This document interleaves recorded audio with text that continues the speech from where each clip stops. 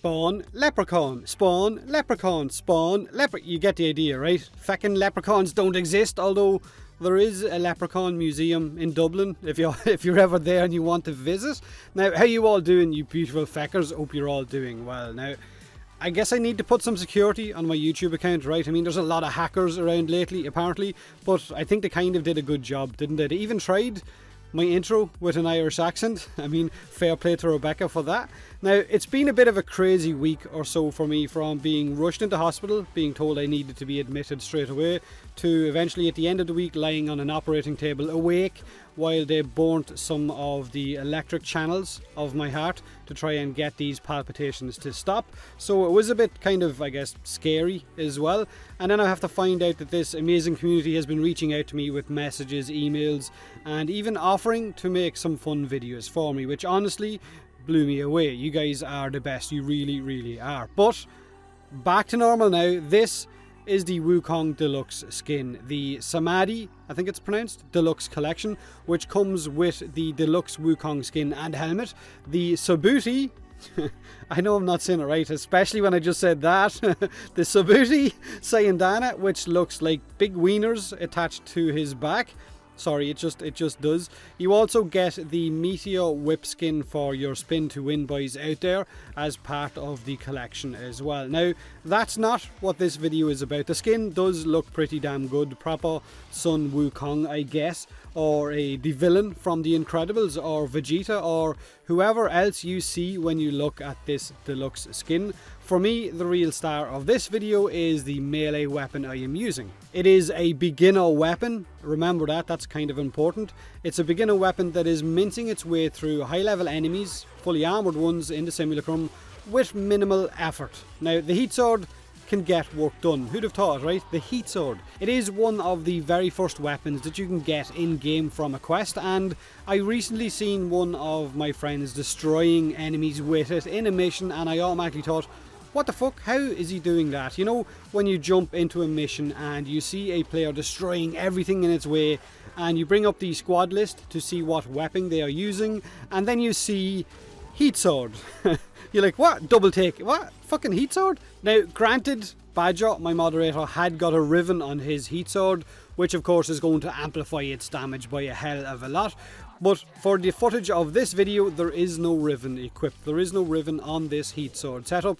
This is the build that I'm using for the footage of this video. Straightforward, status effect and condition overload, which is amplified with the help of outside sources.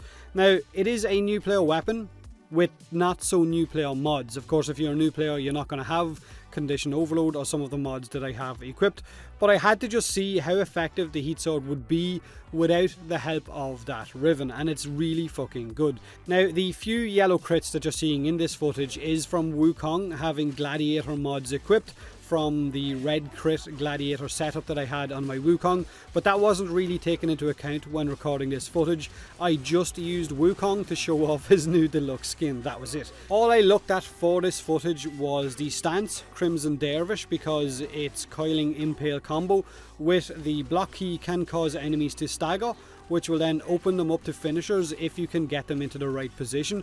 Condition overload was looked at, of course, for the status effects, and my Artax weapon on my Sentinel was also looked at because it is modded for blast and corrosive, because blast counts as 2 status effects for a brief second, which means of course extra damage from that melee weapon because of condition overload. So, radiation viral on my heat sword, corrosive blast on my Artax, and a trail of dead heavily armoured 160 heavy gunners in my wake, especially if you can circle around them after staggering them from that coiling impale, and I guess stabbing them in the back from that finisher attack. Now, before someone types it, yes, I know this is not as effective as, say, a red crit Grand Prime, or spin to win whips, or a lot of the best melee weapons in game right now, but I think it kind of highlights maybe the power creep in Warframe over the last few years. Heat sword, a good while back, a long time ago, back in my day, was the equivalent of, I guess, the Kraken for pistols.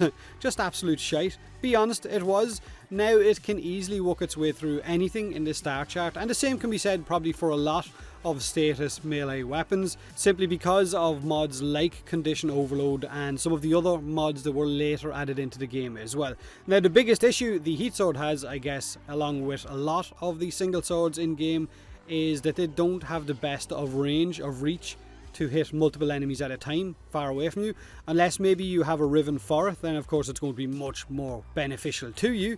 But for this you're going to need to get up close and personal, which can get some Warframes nuked. Just one swipe from a high level infested, or to get toxic gas spewed on you, can wipe you out in the blink of an eye. So the Heat Sword is a Mastery rank 0 weapon. It deals 80% of its base damage as slash damage, which is incredible, as you know. It has a terrible crit chance, but a good status chance, and it has a maximum Riven disposition. So this weapon has got some serious potential if you can get the right Riven for it, that I guess boosts the stats that you are actually looking for. Now because it has a low crit chance, then negative crit chance is a pretty good Riven. If you have a negative, that'll boost the other positives. Now the slam attacks and finisher attacks both deal heat damage and have a chance to cause a heat status effect on enemies as well, which of course will kind of round robin boost Condition Overload's damage output at the same time. And I'm pretty sure this setup will work with any of the single swords in game, simply because of Crimson Dervish and Condition Overload, and I guess if you've got the Artax with you as well, and because Crimson Dervish does open them up to finishers, it means maybe any sword is viable. The Crowcore is probably better, or the best one to be doing this with, or maybe some of the scanners. But if there is any other weapons in game that you think deserves a bit of a spotlight like this, a weapon that you feel has been redeemed in a way because of mods that later got added into the game, then let me know in the comment section below if you would like me to showcase a particular weapon. Do me a huge favour, hit that like button if you enjoyed the video, or don't if you didn't. Subscribe for more Warframe, and as always, thanks very much for watching.